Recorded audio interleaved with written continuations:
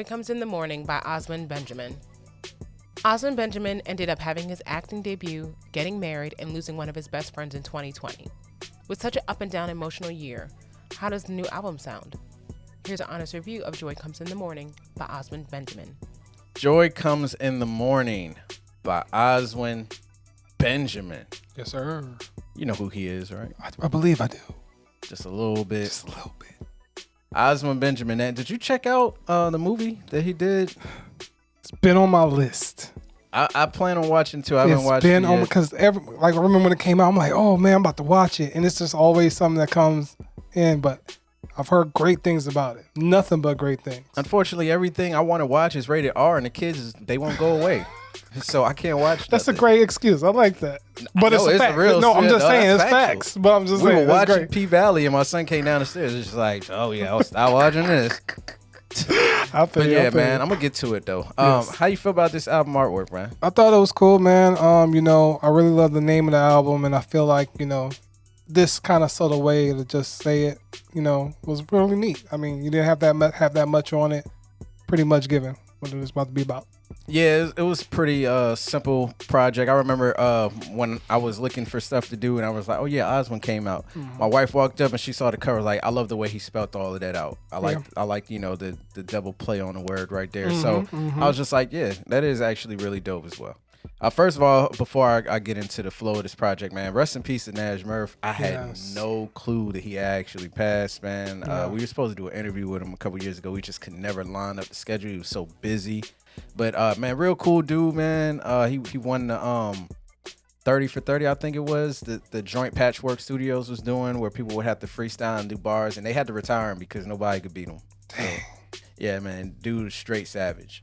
But yeah, the flow of this project, man, I feel like this is just a grown-ass man talking about real shit. I mean, that's pretty much the vibe I get throughout the whole project, man. He's talking about joy. He's talking about sadness. He's talking about his relationship with his girl, the positive in it, the negative in it, having relationships with guys, almost like the positive and negative in it, situations with the police, quarantining.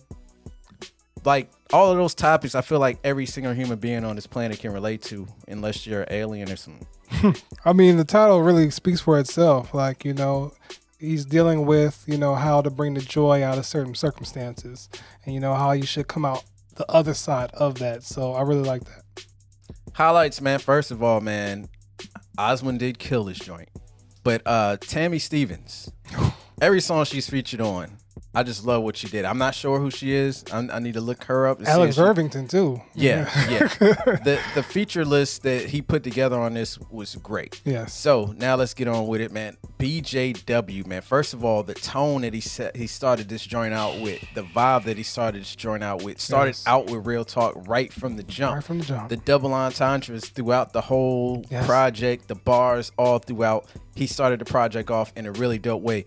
Pandemic came on, and I was just like, yo, I love this chemistry between these two artists, man. Yes. It sounds so good. Love the vibe on this one as well.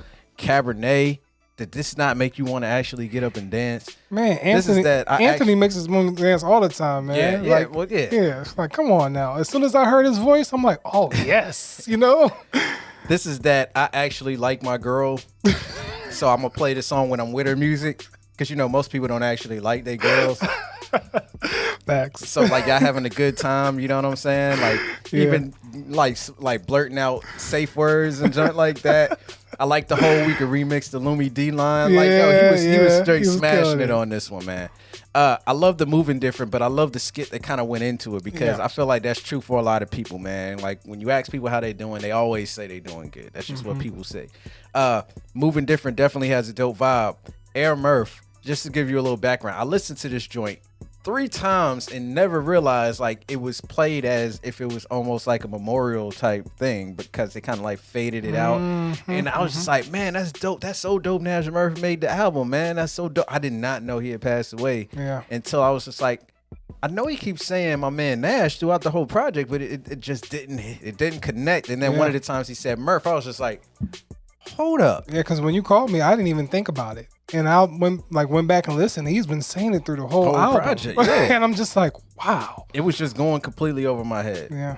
But I love the way he used that skit, and I love the whole talking to God right after, man. 'Cause I feel like that's a conversation that a lot of people have when they lose somebody that's really close to them. I need him, then you need him more up there. Like, good gosh. Yeah, it's just so real. Like a lot of the stuff that he's saying, I felt it 100%.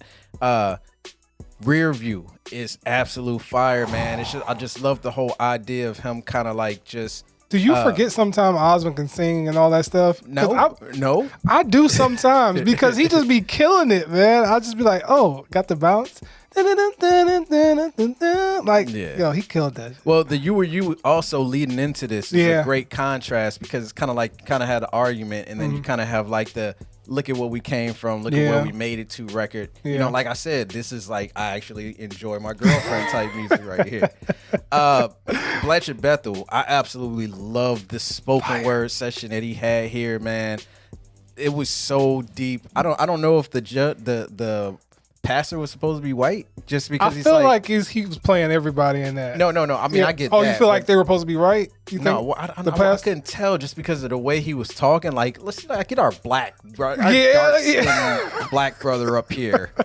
You know what I'm saying? But I love how that went into Black and Blue, where he's having this conversation about the police and everything like that. And like the stuff he said in here was so real, man. Like him and Tammy again. The whole idea, like, man, it is scary to send your kid outside based on what's going on today, because you're like, man, this white supremacists all over the place, the police, everything that's going on with the police. You know what I'm saying?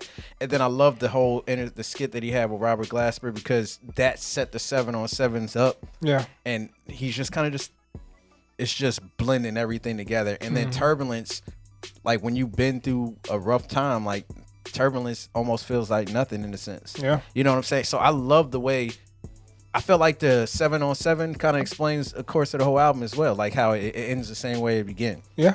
Yeah. Throughout the whole project, man, you're experiencing joy, you're experiencing happiness, sadness, anger, frustration. I feel like you're going through all 7 like steps of emotions throughout the project, man, and he destroyed it. Yeah, man. Oswin came with this one from a deep personal place, as he always does, but I feel like this one was deeper and everything like that. And just to get something like that, to start it off with BFM, like just how it started. The other guy, who was his name? Blackway? Oh yeah. He killed that joint. I mean, Oswin did too. I love that whole conversation about, imagine telling your African mother that you don't want to go to school and all your other relatives. I like how he said, my sister's a nurse playing this while she's saving lives. And I'm just like, dang, like it was just nasty. Pandemic, man. Like, come on. Fire, Cabernet. I just really love that vibe between him and Anthony, man. Like it was just so perfect. I feel the same with you. The How Are You moving into Moving Different was just a seamless transition. The Talking to God joint has to be like one of my top favorites on here, just because of the lyrics and how they resonate with anybody you have lost. Like it really touches you like that. And I think he spoke in such a way to where what I love about Oswin is just how his emotion pours into his cadence. Like you can feel like just that sound into it. And you don't feel like he's holding back. Yeah. Most rappers are scared to express themselves. Exactly. Rear View has to be my second favorite, just because of that vibe that he brings into it. And I like how it switches up near the end. Perfect, man. Blanche Bethel was just one of those really, really dope spoken word interludes, man. Like everything he was saying you can resonate with. And, you know, I don't know. It's just I can say no more about that. Black and Blue, amazing. Deeper to Rap, falling into 707 is crazy. Turbulence is amazing. And one other thing I always respect about Oswin is how he incorporates some kind of video game bars, because they were all over this project still. So he had the Grand Theft Auto Wasted line. Yeah, Zangief. Yeah, GoldenEye split screen. Bro. Yeah, that was on the joint after the skit with his brother. Yeah, nah.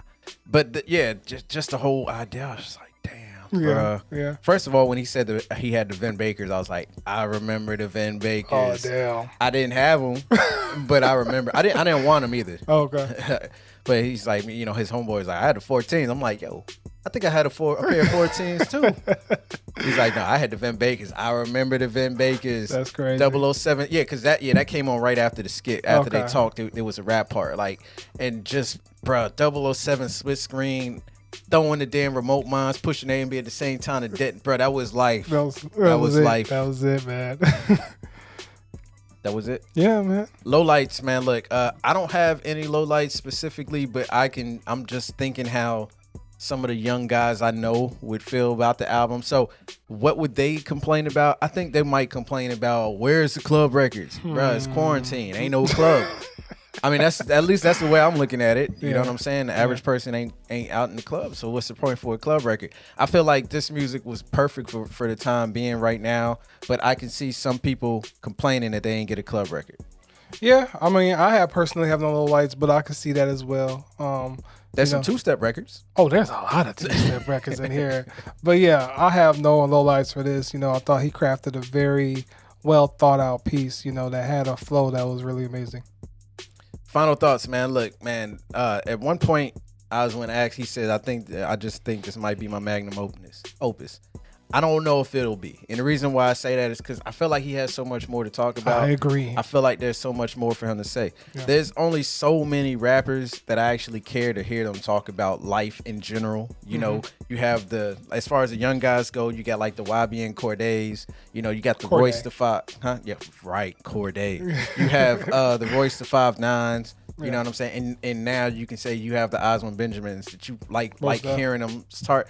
Like the line that he always said that always stuck with me, that made me know this dude was a beast, was like on the joint with Annoyed and Mickey Fax. Oh yeah, just like it's like back before like all cars before '98. I needed to push to start. Like that line, I was just like, man, that's so deep, it's so real at the same time.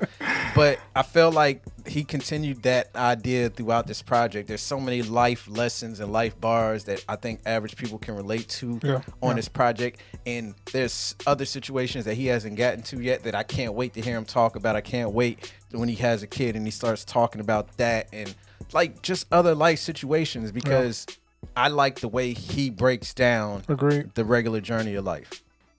Yeah, man, I feel like, you know, for all the music I like listening to, there's always somebody that just comes at me and brings me back down to the ground, you know, down to earth and everything. And I feel like Oswin is that type of artist, you know.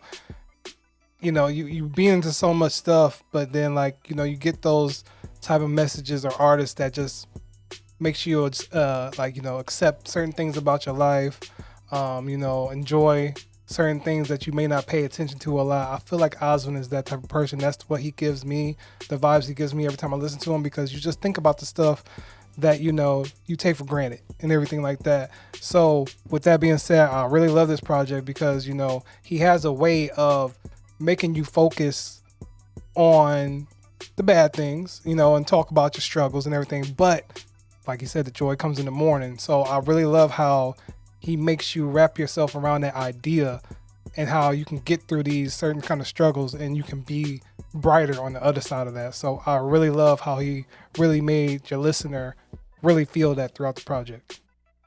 Final grade, man. First grade, I got to give out a 2021, man. This is easy. I'm giving it a check. Oswin Benjamin delivered a really dope album right here. If you ain't human, that's the only way I can see you not feeling this. Yeah. So much real talk in here. So many bars in here. Some of them might go over your head because some of them hit me second, third, fourth, fifth. I think I listened to this project like 10 to 12 times. Like I had it on repeat. Not only that, it's pretty short. It's like 45 minutes. Yeah. But I just kept playing it over and over and over again. So shout out to Oswin Benjamin. Dope project. Can't wait to see what he does next. Yeah. Same here, man. Check. This is a great album. If you're not up on Oswin Benjamin yet, please get on him. Tell a friend, tell your mama, tell your brother, tell everybody about him, man, because he's a good guy. I love him on social media. He's always, you know, chilling out, being positive, sending positive messages and everything like that. So, very good guy to follow, man. And shout out to Sway, because if it wasn't for Sway, I wouldn't know who Oswin Benjamin was. Yeah. Them freestyle, I was just like, who is this dude? God damn.